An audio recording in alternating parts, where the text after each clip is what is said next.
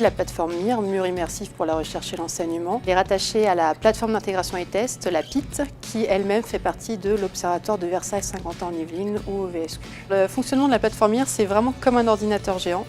On a des écrans qui sont branchés à ce qu'on appelle un cluster, donc un ensemble d'ordinateurs qui sont branchés entre eux. On peut installer toutes les applications natives sur les ordinateurs, que ce soit du traitement de texte, de la navigation Internet, des logiciels un peu plus complexes pour faire de la CAO, donc de la conception assistée par ordinateur. On peut faire aussi de la visualisation 3D avec certains logiciels. Les écrans du mur d'image, il y en a 8 au total. On a des écrans qui font 70 pouces.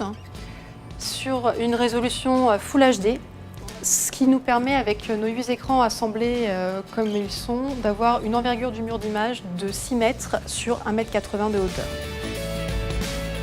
Ces 8 écrans peuvent très bien fonctionner comme un seul écran, mais on peut très bien les séparer pour qu'ils soient utilisés comme un écran unique chacun. L'intérêt du multi-écran, c'est de pouvoir voir ce que les autres font in situ, et du coup de s'aider de leurs informations, d'échanger et de collaborer. On a tout d'abord des chercheurs qui viennent utiliser la plateforme, on a aussi des professeurs, on a également des stagiaires qui viennent se perfectionner et apprendre à utiliser un outil pédagogique innovant. Alors chaque serveur techniquement est composé d'une carte graphique K5000 NVIDIA. Ces cartes graphiques permettent un rendu visuel en 2D ou en 3D, ou de faire de la stéréoscopie avec des lunettes 3D.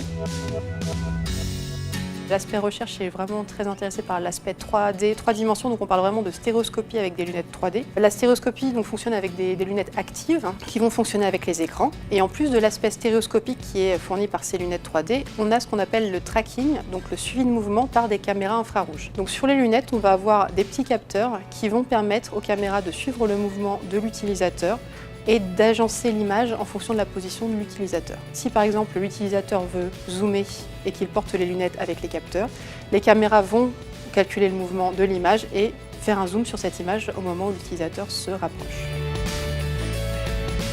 Ici, ce qu'on voit, c'est une représentation du champ magnétique de la Terre. Le fait de voir des simulations comme ça permet d'expliquer des phénomènes qu'on voit principalement dans les pôles. On a donc un logiciel qui s'appelle ParaView qui permet du coup de créer l'image qu'on peut voir actuellement. J'ai les lunettes qui me permettent de m'immerger en 3D dans l'image. Grâce à la tablette, je peux, en plus de mon mouvement avec les lunettes, déplacer l'image et avoir le point de vue qui m'intéresse.